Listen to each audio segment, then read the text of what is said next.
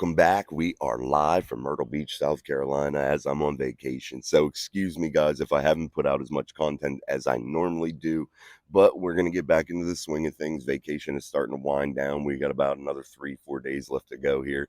So, things are starting to wind down. I want to get back into this content swing here and get you guys some Steelers thoughts, some Steelers talk. And I want to talk in this episode a little bit about the Pittsburgh Steelers training camp, what we should expect for Friday night's first preseason game as the Pittsburgh Steelers roll into Raymond James Stadium in Tampa Bay, Florida, what players we should be watching, and some different battles that are going on here at camp, and some different position groups that we should be paying attention to here come Friday night. And what should be, I think it might be a nationally televised game. I'm not sure since it's on Friday. We'll see. I hope I can get it down here in Myrtle Beach. But we'll see. I have the Xfinity app, so hopefully I can get it on there if I can't get it on the TV down here through the cable network. So let's dive into this episode. I wanted to talk a little bit about something that's been, I don't know, just bothering me a little bit whenever I hear some commentators, some media personalities talking about training camp, talking about the battles going on, talking about different drills that are happening at training camp. let's when it's the Steelers and these players, they're out there. This goes across the whole NFL, guys. They're out there doing these specific drills in which they are designed to exploit weakness, exploit things that some players may do wrong, exploit some just different little things. So you can't totally judge a player off of some of these drills. And I see some of these guys out there saying, "Oh, this guy's a bust. He sucks because he gets exploited in a certain drill." And I don't think that that's very fair to these players, because there's players that turn into a different person whenever the lights come on and turn on when they get into game form. They're just different. And when you're doing these specific drills, sometimes it doesn't show the whole player, and it doesn't show what you need to be seeing, because they're working on a specific thing, a specific task, a specific maybe weakness, or a specific quality point for a player. So you can't totally get what you're looking for whenever you're talking about these drills. So you can't write off a player just because of a drill. You just cannot. And I see a lot of people doing that. You can only evaluate a player truly when these lights come on. Friday night is going to be the first true test, the first true evaluator, the first real look at what these players can do. We know what some of these players can do. We know what TJ, Minka, Cam Hayward, just some of those veteran players, we know what they can do. But this is the time that we can see the Landon Roberts that we haven't seen in the Steelers uniforms, the Cole Holcomb, Quan Alexander, just to name one position group. We haven't got to see Calvin Austin yet. Uh, there's just so many players out there that we haven't got to see, and we haven't got to see in game form. And players act different in games, and we have to be able to evaluate that. And that's why I think when the preseason games went down to 3, I think that it became way harder for players to be able to show that and show what they can do. And it has really put a hindrance for some of these players to be able to make a roster, because they can't get out there and show you what it's like for them to be on the field under the lights in a game environment. Some just don't get all the opportunities that they need to get. So we need to see some of these guys in game action, in game form. What are they going to do? How are they going to react? Does somebody get in their head? Do they just totally fall apart? Are they able to keep calm after a bad play? Are they able to just forget things? Are they able to just have a quick turnaround after making a mistake? We need to see those things. And until then, you really can't tell just off a drill. And it just chaps my ass, man, whenever you see people out there totally writing a player off, saying they suck, saying that they can't do this or they can't do that because of a drill. A drill. Come on now. You need to see somebody play football before you truly evaluate them, before you truly say that they suck or they're horrible or whatever. You just don't know. You don't know. So let's move on to the next topic here. We're going to talk a little bit about Kenny Pickett and how he looks right now at Pittsburgh Steelers training camp. Oh, excuse me. I thought I heard some people walking down the road there. But anyway, uh, we are outside. We are live. So it's kind of, hey, it is what it is. We're doing the best we can with what we got here. So Kenny Pickett. He looks good, guys, and I think he's gonna be one of the biggest bright spots of this Pittsburgh Steelers team, and it needs to be for the Steelers to have success this season, and he has to be a shining star, and there's no ifs and buts, way around it, nothing. Kenny has to be good, and he has to be solid, and he has to be a steady hand, and he has to remain calm and steady and quick memory and able to just guide this team, in which I think he has all of those traits. He has the calmness, he has the ability to be able to forget things and move on and to adjust. He has the ability to guide this team and demand respect. And you can't teach these qualities. He has the qualities inside of him that are unteachable, that no practice can give you. And that's a big thing. So Kenny Pickett should be a very big time player for the Steelers and a very big time bright spot in order for this team to move forward into becoming a playoff team, into becoming a division leader. Kenny has to do it, and I think he has those tools because he has the unteachable intangibles. You can't take a player like at the quarterback position and teach them how to be calm, how to guide a team, how to demand respect, how to earn the respect of their teammates. You just can't teach those things. Those things have to naturally happen. And sometimes you see teams try to force that when they draft a young quarterback that doesn't have those intangibles, that doesn't have the ability to get his team's respect right away, and it shows, and you can see that because players are out there freelance and doing their own thing, worrying about their own stats. Kenny has the ability to keep these guys in as a unit and to play for each other, and you can see that. And you see the respect that he demands from his teammates. And again, guys, that is unteachable, and that is the one quality or the one set of qualities that are so important for this team's success. And I think the Steelers have found that yet again with Kenny Pickett. As we've had a couple franchise quarterbacks here over the years, I think the Steelers may have struck gold again, and and that's so rare. And being a Steelers fan, you're so blessed with being able to have that as maybe a third big time franchise quarterback that's in Pittsburgh. So, guys, let me switch over here a little bit and switch gears. Excuse me, let's switch gears a little bit. Just diving into this preseason game at Raymond James Stadium and some players that we need to watch. I want you guys to really look out for Anthony McFarland. I think he's been having a great camp so far. So let's see how he runs the football here in some live action. Is he able to stay healthy?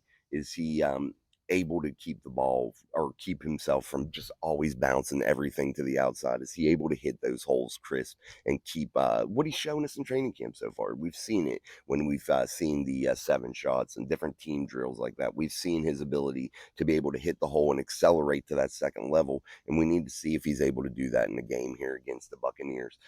Darnell Washington, I want to keep an eye out on him. Let's just see how versatile he is, and let's see what the Steelers are able to do with him in terms of motioning him around, using him in blocking schemes, his ability to catch the football. Let's just see what they can do with Darnell Washington, with his size, with his versatility as an athletic monster. So let's just see what happens with Darnell. That's a big thing I want to watch. I want to watch Joey Porter Jr. Is he able to get some of these things out of his head? George Pickens has smoked him, man, a few times. And has that really played a role into maybe him having not a great couple last days, here this week from what I've seen? Maybe, maybe he's in his head a little bit. Maybe some of these older players need to reel him back in a little bit and get his confidence built back up by going against an opposing team and being able to make a couple big plays to get his confidence back up, to get him moving a little bit here. To get his head back in the game. So Joey Porter Jr. is a big name to be watching. I want to see Nick Herbig. Is he going to prove to Steelers Nation um, that he deserves to have significant snaps here once the regular season kicks off? Is he going to be one of the guys that are able to spell TJ and Alex whenever the game, is in the second, third quarter, to give them a break, to be able to keep that significant pass rush going and keep the pressure on a quarterback? Are the Steelers able to rely on Nick in those big moments?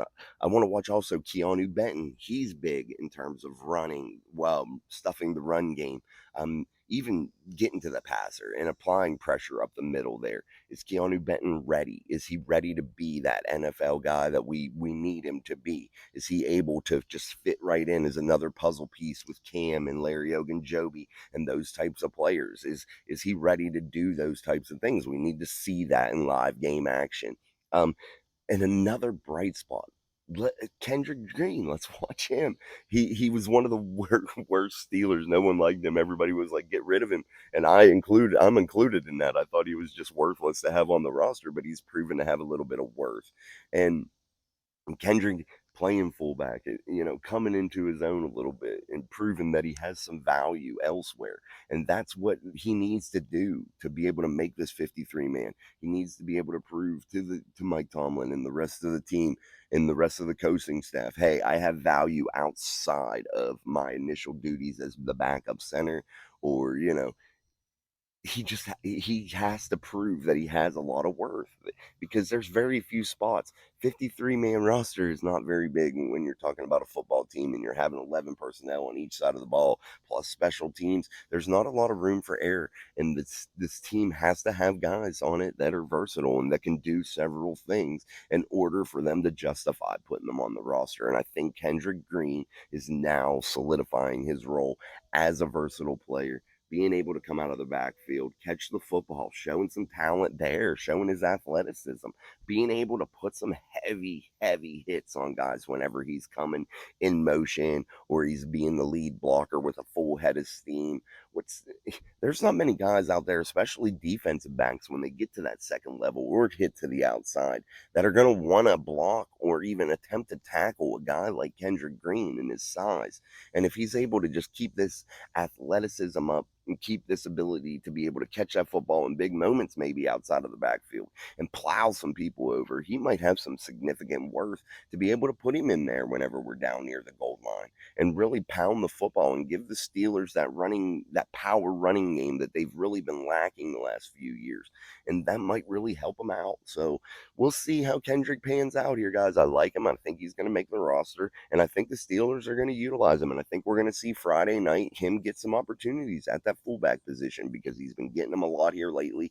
The Friday night lights, yesterday's practice, different things. We've been seeing him get those opportunities, and we can see Matt Canada, um, his wheels turning as they're incorporating such a great skill set inside into this offense. And, and I think it could really, really pay big for the Pittsburgh Steelers. Also, let's watch a little bit about this defense on Friday night. I want to see that inside linebacker group, um, how it plays out, who emerges as the starters. I just want to see what is going to happen with those guys. That's going to be one of my key areas to watch these preseason games, and who emerges as the starters for this team, and what should we expect from that group. And is it going to be able to be serviceable? Because that's all it needs to be, is serviceable. Because I think you're going to have a good front end, and I think you're going to have a hell of a back end with Minka, barring injuries. I think then they could kind of sandwich that middle linebacker group in there to where it's not so much of a weakness. They can drop guys in and out to help them out a little bit if need be. We might not even need to do that. So let's just watch that inside linebacker group real close. My opinion is I think they'll be a lot better than we all think. I think they're going to be able to provide a lot more stability than we all think, and I don't think it's as big of a concern as some make it, because I think there's some quality talent there with Quan Alexander, um, Holcomb, and Landon Roberts. Mark Robinson. I think there's some definite talent there, and I just think it needs to be molded into something serviceable here once the regular season kicks off. I think the Steelers' biggest thing is probably going to be some pass coverage issues with that middle linebacker position, but the addition of Quan Alexander should hopefully help that out a little bit. We'll see. We'll see how it goes. I don't want to get too far in depth because we're not seeing it against live action just yet. Friday night we will. We're going to have a lot of questions answered Friday. A lot of things are going to show its face, the good, the bad, the ugly, and we'll finally find out what really, truly the Pittsburgh Steelers have moving into the 2023 season, and what we should start expecting to see on Sundays from this team. And is this going to be a long road to travel? Is it going to be fun? We'll see. We'll see how it all pans out. You know how these seasons can go. Injuries happen quickly. things get out of control and spiral out of control very quickly, but you have Mike Tomlin who's able to keep that under wraps and reel those things in. So let's wrap this episode up. Again, I'm on vacation here, so things might not be as frequent with the uploads and different things like that. The setting is cool. We got some trees. The pool's behind me. If you can see it, I don't know, maybe. But anyway, we got the pool. We got the beach down the road, literally like a minute walk from our house. We got the little golf cart we're cruising around. So we've been having some fun. So yeah, guys, thanks for coming by. Thanks for watching. And until next time, which should be here in the next day or so, I'll definitely put out another episode before I leave from the beach. That way we have another upload here for the week. But anyway, appreciate it. Thanks for stopping through. This is Mike Drop Sports, the podcast all about the game. And I'm your host, Jason. And thanks for watching. Peace.